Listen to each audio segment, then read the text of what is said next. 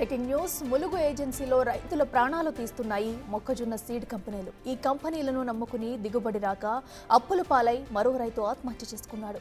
అప్పుల బాధ భరించలేక మధుకృష్ణ అనే రైతు ఆత్మహత్య చేసుకున్నాడు. గత ఏడాది కూడా సీడ్ కంపెనీల విత్తనాలు వేసి నష్టపోయిన మధుకృష్ణ ఈ ఏడాది కూడా మొక్కజొన్న సాగు చేశాడు. అయితే సీడ్ కంపెనీల ప్రతినిధులు చెప్పినంతగా దిగుబడి రాలేదు. కంకులకు గింజలు రాకపోవడంతో తీవ్రంగా నష్టపోయాడు మధుకృష్ణ. దీంతో కొంతకాలంగా ఆందోళనగా ఉన్నాడు. సాగుతో తీసుకున్న అప్పు కట్టాల్సిందేనంటూ సీడ్ కంపెనీ ప్రతినిధుల నుంచి ఒత్తిడి పెరిగింది. దీంతో ఆ ఒత్తిడి తట్టుకోలేక పురుగుల మందు తాగి ఆత్మహత్య చేసుకున్నాడు.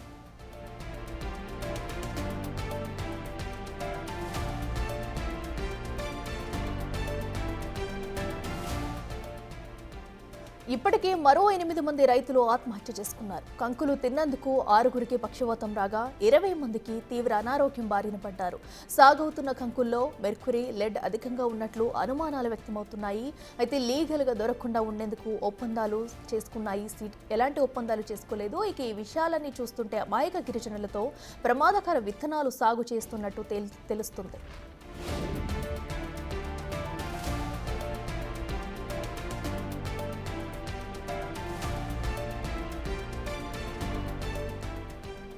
ఇప్పటికే సీడ్ కంపెనీల అరాచకాలను వెలుగులోకి తీసుకొచ్చింది బిగ్ టీవీ. ములుగు జిల్లా వెంకటాపూర్, వాజేడు మండలాల్లో దిక్కుతోచిన స్థితిలో ఉన్నారు రైతులు.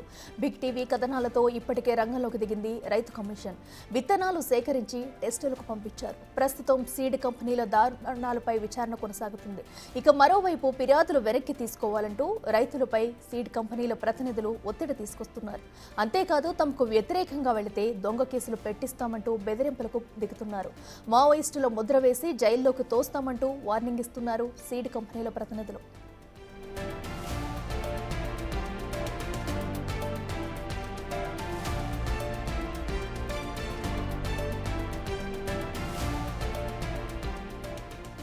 ప్రస్తుతం మధుకృష్ణ ఆత్మహత్యతో తీవ్ర ఆందోళనలో వాచేడు, వెంకటాపూర్ రైతులు ఉన్నారు. నిరసనలకు దిగితే అరెస్టులు చేస్తామంటూ బెదిరిస్తున్నారు పోలీసులు.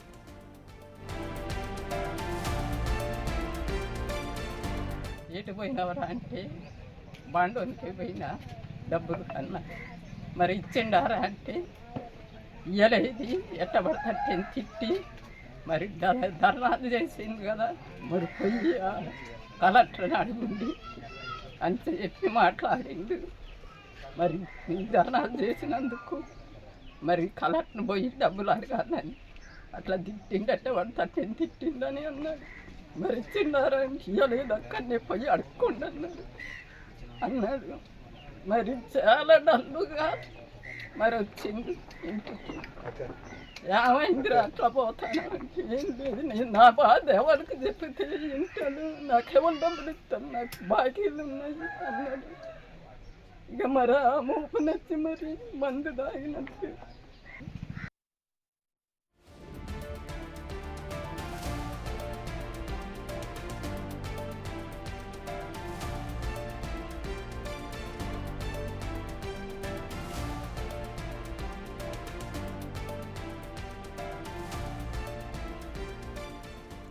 రేటిక ములుగు ఏజెన్సీలో కూడా రైతులు ప్రాణాలు తీస్తున్నాయి మొక్కజొన్న సీడ్ కంపెనీలు. ఇప్పటికే అటు మొక్కజొన్న విత్తనాలు కూడా నకిలీ అవ్వడంతో వేసిన పంట సరిగా రాకపోగా మరికొంతమంది అయితే మొక్కజొన్న కంకులు తిని కూడా పక్షవాతం వచ్చినట్లుగా కూడా చెబుతున్నారు. దీంతో కూడా అటు సీడ్ కంపెనీల అధికారుల ఒత్తిడి భరించలేక అటు మధుకృష్ణ అనే రైతు ఆత్మహత్య చేసుకున్న ఘటన కూడా మనం చూస్తున్నాము.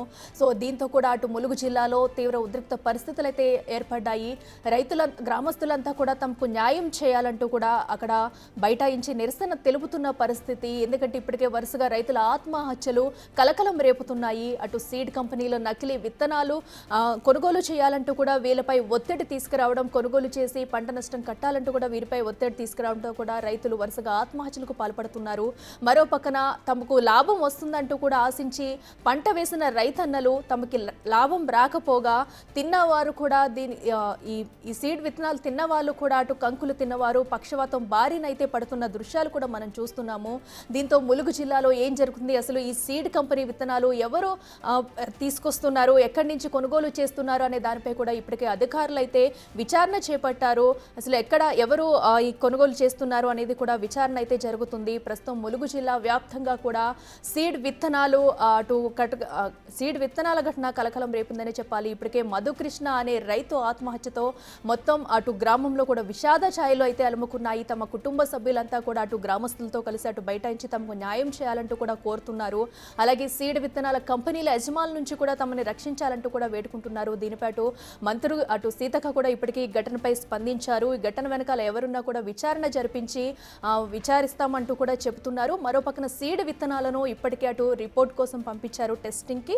సో టెస్టింగ్ అనంతరం కూడా అసలు ఇవేంటి అనేది కూడా బయటకు రానుంది. అనంతరం కూడా వీరిపై చర్యలు తీసుకునేందుకు ప్రభుత్వం కూడా సిద్ధంగా ఉంది. ప్రస్తుతం రైతుల ఆత్మహత్యలైతే ములుగు జిల్లాలో కలకలం రేపుతున్నాయనే చెప్పాలి. ఇటు నకిలీ సీడ్ విత్తనాలతో రైతులంతా కూడా బెంబేలెత్తిపోతున్నారు. ఈ నేపథ్యంలో వేసిన పంట చేతికి రాకపోగా మరో పక్కనైతే పంట వేసినందుకు కూడా అప్పుల బాధ భరించలేక మరో పక్కనైతే సీడ్ కంపెనీల విత్తనాలు అటు కంపెనీ యజమానుల ఒత్తిడి భరించలేక కూడా అటు రైతులు ఆత్మహత్య చేసుకున్న ఘటనలు తరచూ చోటు చేసుకుంటున్నాయి. ఇదే అంశానికి సంబంధించి మరింత సమాచారం మా ప్రతినిధి వేణు అందిస్తారు. వేణు, చెప్పండి, ప్రస్తుతం అక్కడైతే అటు మధుకృష్ణ ఆత్మహత్యతో కూడా కలకలం రేగిందని చెప్పాలి. ప్రస్తుతం మరి ఏం డిమాండ్ చేస్తున్నారు, అధికారులు ఎవరైనా అక్కడికి వచ్చారు, అప్డేట్స్ ఏంటి? మధుకృష్ణ సూసైడ్ ఘటన లోపల పోలీసులు భార్య పిటిషన్ ద్వారా ఎంక్వైరీ చేస్తున్నారు. దాంతో పాటుగా తనకు సంబంధించి మొక్కజొన్న సాగు చేయడం వల్లే అప్పుల పాలయ్యారా, వాస్తవానికి తాను సూసైడ్ చేసుకోవడానికి కారణాలు ఏందనే దానిపైన పోలీసులు కూడా పూర్తి వివరాలు సేకరిస్తారు. ఇక మరోవైపు మధుకృష్ణ సూసైడ్ ఘటన తర్వాత పూర్తి స్థాయి లోపల గత 2 నెలల నుంచి కూడా ఇదే విధంగా సూసైడ్లు జరిగాయటువంటిది ఆ విషయాలు కూడా ఇప్పుడిప్పుడే వెలుగులోకి వస్తున్న పరిస్థితి కనిపిస్తా ఉంది. ఇక గత కొద్ది రోజుల నుంచి కూడా ఈ యొక్క కథనాలు ఏదైతే సీడ్స్ పాండు విత్తన వ్యవసాయం చేయడం ద్వారా పూర్తిగా ఏజెన్సీ ప్రాంతం లోపల అగ్రిమెంట్ లేకుండా అమాయక ఆదివాసీ రైతులను మోసం చేసిన ఘటనలపై బిగ్ టీవీ కథనాలు ప్రసారం చేసిన తర్వాత ఓవైపు వ్యవసాయ శాఖ అధికారులు చలనం వచ్చింది. వాళ్ళు పూర్తిగా దీనికి సంబంధించి టెస్టులు చేయడానికి ల్యాబ్ కూడా శాంపిల్స్ పంపారు. మరోవైపు నష్టపరిహారం ఇవ్వాలి, రైతులను అమాయకంగా రైతులను దగా చేస్తున్నారనే వర్షంతో జిల్లా కలెక్టర్ కూడా స్పందించి నష్టపరిహారం కోసము కంపెనీ ప్రతినిధులతో కూడా సమన్వయ సమావేశం. అయితే ఈ ఆత్మహత్యలు అనేది కూడా ప్రస్తుతం అయితే కీలకంగా మారాయి. మధుకృష్ణ సూసైడ్ తర్వాతనే గత సంవత్సరం కూడా 2 రైతులు ఇదే విధంగా మొక్కజొన్న సాగు చేసి సూసైడ్ చేసుకున్నారు. పూర్తిగా అప్పుల పాలయ్యారు. అప్పులు తీర్చలేక ఇబ్బందులు ఎదుర్కోలేక సూసైడ్ చేసుకున్న ఘటన కూడా ప్రస్తుతం అయితే వెలుగులోకి వస్తున్న పరిస్థితి. సో దీంతో పోలీసులు కేసు నమోదు చేసి ప్రధానంగా ఎవరైతే కంపెనీకి సంబంధించిన ప్రతినిధులు ఉన్నారో వాళ్ళపై కేసులు నమోదు చేసి పూర్తి స్థాయి దర్యాప్తు జరిగితేనే అసలు ఏం జరుగుతుందనే విషయాలు కూడా బయటకు వచ్చే అవకాశం ఉంది. కానీ ఇక్కడ అటు ఆ కంపెనీకి సంబంధించిన ప్రతినిధుల ఒత్తిడితో కూడా గత ఏడాది పిటిషన్ ఏదైతే ఒక రైతు వెంకట నరసింహ రైతు ఇచ్చినటువంటి పిటిషన్ ను కూడా పోలీసులు ఆ పిటిషన్ మార్చి రాయాలని ఒత్తిడి చేశారనేటువంటి వర్షన్ ను తమ బంధువులు కూడా చెప్తారు. అంటే పోలీసులు కొత్త ఏదైతే సీడ్ కంపెనీల ప్రతినిధులు ఆర్గనైజర్ల ఒత్తిడిలో పనిచేస్తున్నటువంటి వర్షను విమర్శలు కూడా వినిపిస్తున్నాయి. అయితే ప్రస్తుతం మధుకృష్ణకు సంబంధించిన సూసైడ్ ఘటన పూర్తి స్థాయిలో రాష్ట్ర వ్యాప్తంగా కలకలం రేపడం, ఈ యొక్క సీడ్ వ్యవసాయానికి సంబంధించిన అంశాన్ని కూడా రాష్ట్ర వ్యాప్తంగా బిగ్ టీవీ చెప్పడంతో దీనిపై కొంత పోలీసులు కూడా ఎంక్వైరీ అయితే పూర్తి స్థాయి ఎంక్వైరీ జరుపుతున్నారు. ఇక దీనిపై కలెక్టర్ కూడా స్పందించారు. ఇక కలెక్టర్ పూర్తి స్థాయి విచారణ జరపాలని చెప్పారు. కొద్దిసేపటి క్రితమే మంత్రి సీతక్క కూడా అసలు మధుకృష్ణ సూసైడ్ గల అసలు కారణాలు ఏంది, పూర్తిగా దీనిపై కమిటీ వేసి పూర్తి స్థాయి విచారణ చేయాలి, వెనుకున్న బాధ్యులు ఎవరనేది కూడా గుర్తించాలని చెప్పడంతో కలెక్టర్ కూడా అక్కడటువంటి పోలీసు అధికారులతోని అక్కడ డిఎస్పీతో కూడా ప్రస్తుతం మాట్లాడడం జరిగింది. వాళ్ళంతా కూడా అసలు నిజంగా అప్పుల పాలవడానికి కారణాలు ఏందనే దానిపైన కూడా పూర్తి స్థాయి విచారణ జరిపి రిపోర్ట్ ఇవ్వాలంటూ కొద్దిసేపటి క్రితమే జిల్లా కలెక్టర్ వెంకటాపురం పోలీసులకు కూడా ఆదేశాలు ఇవ్వడం జరిగింది. దీంతో మధుకృష్ణ సూసైడ్ తర్వాత కూడా ఇదే విధంగా సూసైడ్ చేసుకున్నటువంటి గతం నుంచి దాదాపు 6 సంవత్సరాల నుంచి ఇట్లాంటి బాండ్ వ్యవసాయం జరుగుతుంది. సో దీనికి సంబంధించి గతంలో రైతులు సూసైడ్ చేసుకున్న ఘటనలు, అందులో మొక్కజొన్న సాగు చేసిన రైతులు ఎవరెవరు అనేది పూర్తి వివరాలు కూడా సేకరించే పని లోపల కూడా అటు అధికారులుగా తెలుస్తుంది. మొత్తానికి మధుకృష్ణ సూసైడ్ ఘటన తర్వాత నిజంగా ఈ యొక్క బాండ్ వ్యవసాయం చేపిస్తున్నటువంటి మొక్కజొన్న కంపెనీలు, ఎంఎన్సీ కంపెనీలు ఎంత స్థాయి రైతులను నిట్టనిలున దోచేస్తున్నాయనే విషయం కూడా ప్రస్తుతం అయితే వీళ్ళలోకి వచ్చింది. ఇక పూర్తిగా పోలీసుల విచారణ తెలుసుకున్న తర్వాత ఆర్గనైజర్లపై కేసులు పెడితే తప్ప దీనికి సంబంధించి పూర్తి విషయాలు అసలు కంపెనీలు చేస్తున్న మోసం కూడా బయటకు వచ్చే అవకాశం ఉంది. చూడాలి. దీనికి కలెక్టర్ కూడా తీవ్ర స్థాయి లోపల అధికారులకు ఆదేశాలు నేపథ్యంలో వేణు అయితే ఈ సీడ్ విత్తనాల వల్ల కూడా ఇప్పుడు అక్కడ గిరిజనులు అసలు ఎంత నష్టపోతున్నారో అటు ఆత్మహత్యలు చేసుకోవడం కూడా మనం చూస్తున్నాము. అయితే ఇన్ని రోజులుగా కూడా అక్కడ సీడ్ కంపెనీ యజమానులు ఎప్పటి నుంచి ఈ విత్తనాలు అక్కడ విక్రయిస్తున్నారు, ఎన్ని రోజులుగా కూడా అక్కడ షాప్స్ ఉన్నాయి అనే విషయాలు ఏమైనా బయటకు వచ్చా? అంటే ప్రధానంగా 2019 నుంచే ఇక్కడ సీడ్ విత్తనాలు తీసుకొచ్చిన ఆర్గనైజర్లు మొదటగా కొంత అంటే బ్రాండెడ్ విత్తనాలు తీసుకొచ్చారు. అప్పుడు మొదటిసారి లాభదాయకంగా పంట వచ్చింది. అందరూ కూడా అంత లాభం వస్తుందని కూడా అందరూ మొగ్గు చూపారు. కానీ ఆ 2వ సంవత్సరం నుంచే పూర్తిగా అటు ట్రయల్స్ కోసం పంపిన విత్తనాలను తీసుకురావడం, సాగు చేయించడం అయితే జరుగుతుంది. దీంతోనే గత 5 ఏళ్ల నుంచి కూడా వరుసగా అందరూ నష్టపోతున్నారు. ఈ నష్టం జరిగిన తర్వాత కూడా కంపెనీ ఆర్గనైజర్లు ఏదైతే నష్టపరిహారం చెల్లిస్తామో ఎకరానికి ఎన్ని 4 నుంచి 5 టన్నులు వస్తుందని చెప్పి మొదటగా ఓవరాల్ గా అది అగ్రిమెంట్ రూపంలో కాకుండా ఓవరాల్ గా ఏదైతే మాటిస్తున్నారో దానికి సంబంధించినటువంటి నష్టపరిహారం చెల్లించకుండా అదే విధంగా వాళ్ళపై అప్పుల భారం మోపుతున్నారు. వాళ్ళే పెట్టుబడికి డబ్బులు ఇవ్వడము, పురుగు మందులకు సంబంధించినటువంటి ఇచ్చి అదంతా కూడా వాళ్ళు ఒక వైట్ పేపర్ లో రాసుకొని తీరా అంటే పంట పెట్టుబడి పూర్తి స్థాయి అయిపోయి దిగుబడి వచ్చే సమయానికి వాళ్ళు ప్రామిసర్ నోట్ల మీద సంతకాలు తీసుకొని రైతులను అప్పుల పాలు చేస్తున్నారు. సో ఇదంతా కూడా గత 5 ఏళ్ల నుంచి రెగ్యులర్ గా జరుగుతున్నా కూడా రైతులు ఎవరు దీనిపై సాహసం చేసి బయటకు వచ్చే పరిస్థితి లేదు. అధికారులు కూడా దీనిపై దృష్టి సారించి అసలు ఏం జరుగుతుంది, బాండ్ వ్యవసాయం సంబంధించి చట్ట ప్రకారమే జరుగుతుంది అనేది కూడా వ్యవసాయ శాఖ ఎన్నడూ కూడా దృష్టి పెట్టలేదు. దీంతో అమాయక రైతులు ఎవరికి చెప్పుకోలేక అప్పుల పాలై సూసైడ్లు చేసుకున్న ఘటనలు, కొంతమంది పూర్తిగా తమకు ఉన్నటువంటి పొలాలు అమ్ముకున్న ఘటనలు జరిగాయి. కానీ ఇప్పటి వరకు దీనికి సంబంధించి అసలు ఏం జరుగుతుంది, ఎంఎన్సీ కంపెనీలు, మధ్యవర్తులు, ఈ రైతులు ఈ ముక్కోణంగా జరుగుతున్నటువంటి దందా విషయం కూడా ఇప్పటి వరకు బయటకు రాలేదు. కానీ ప్రస్తుతం గత 15 రోజుల నుంచి బిగ్ టీవీ కథనాలు ప్రసారం చేయడము, ఆ రైతులు నష్టపోయిన వ్యవహారం, అదేవిధంగా దాదాపు ఎకరానికి 40 నుంచి 50,000 పెట్టుబడి పెడుతున్నారు బయట నుంచి అప్పులు తెచ్చి రైతులు కూడా. సో ఇట్లా ఈ వ్యవహారాలను కూడా బయటికి రావడంతో రైతులంతా కూడా ఒక్కటయ్యారు. వాళ్ళంతా కూడా నష్టపరిహారం కలిగింది మాకు రావాలంటూ కూడా నిరసనల పర్వం కొనసాగించారు. దాంతో పాటుగా ఆ మొక్కజొన్నలు తిని దాదాపు 3 రైతులు కూడా పూర్తిగా పక్షవాతం గురి కావడంతో వాళ్ళంతా కూడా అసలు ఏం జరుగుతుందో అర్థం కావట్లేదు, దీనిపై నిజానిజాలు నిగ్గు తేల్చాలంటూ కూడా డిమాండ్ చేసిన పరిస్థితి. ఇప్పటికైనా కూడా అసలు ఆ కంపెనీలు, విత్తన కంపెనీల నుంచి తీసుకొచ్చిన విత్తనాలు నిజంగా అవి వాళ్ళకి పాయిజనస్ అయినా లేకపోతే అసలు ఆ వ్యవసాయానికి సంబంధించిన ట్రయల్స్ నిర్వహిస్తున్నారనే పూర్తి విషయాలు కూడా బయటపడాల్సింది. దానికి సంబంధించి కూడా రిపోర్ట్స్, ల్యాబ్ శాంపుల్స్ రావాల్సింది. సో అది మరోవైపు నష్టపరిహారానికి సంబంధించి దాదాపు 40 నుంచి 50,000 ఎకరానికి పెట్టుబడి పెడితే పూర్తిగా 5 ఏళ్ల నుంచి ఒక్కొక్క రైతు మీద 2 నుంచి 3 లక్షల అప్పు ఉంది. దాంతో పాటుగా 5% ఇంట్రెస్ట్ అంటూ కూడా అటు ఆర్గనైజర్ వీళ్ళతో సంతకాలు తీసుకున్నారు. అంటే ఇదంతా కూడా ఇల్లీగల్ గా, చట్ట వ్యతిరేకంగా ఏజెన్సీ ప్రాంతంలో 1/70 యాక్ట్ ఉన్న ప్రాంతంలో చేస్తున్నారు. కాబట్టి దీనిపై పూర్తి స్థాయి ఒక కమిటీ వేసి విచారణ చేస్తేనే రైతులు దాదాపు కోట్ల రూపాయల రైతులు అప్పనంగా కట్టాల్సిన పరిస్థితి ఉంది. కాబట్టి దీనిపై ప్రభుత్వం ప్రత్యేక దృష్టి పెడితేనే అసలు ఎంత నష్టపోయారు, అసలు ఎంత వీళ్ళు ఆర్గనైజర్లు చెల్లించాల్సి ఉంది, వీళ్ళు నష్టపోయిన దానికి అసలు కంపెనీ ఎంత చెల్లించాలి, అన్ని విషయాలు కూడా బయటకు వచ్చే అవకాశం ఉంది. సో మధుకృష్ణ విషయం లోపల కనుక పూర్తి స్థాయి లోతైన దర్యాప్తు జరిపితే ఈ విషయాలన్నీ కూడా బయటకు వచ్చే అవకాశం అయితే ఉంది. అఖిల వేణు, అయితే ఇప్పటికే అటు కంపెనీ సీడ్ కంపెనీ యజమానులు ఎవరైతే ఉన్నారో వారందరూ కూడా అటు రైతులను బెదిరింపులు కూడా పాల్పడినట్లు తెలుస్తుంది. మరి ఈ బెదిరింపులు అటు గ్రామస్తులు ఏమైనా చెప్పారా?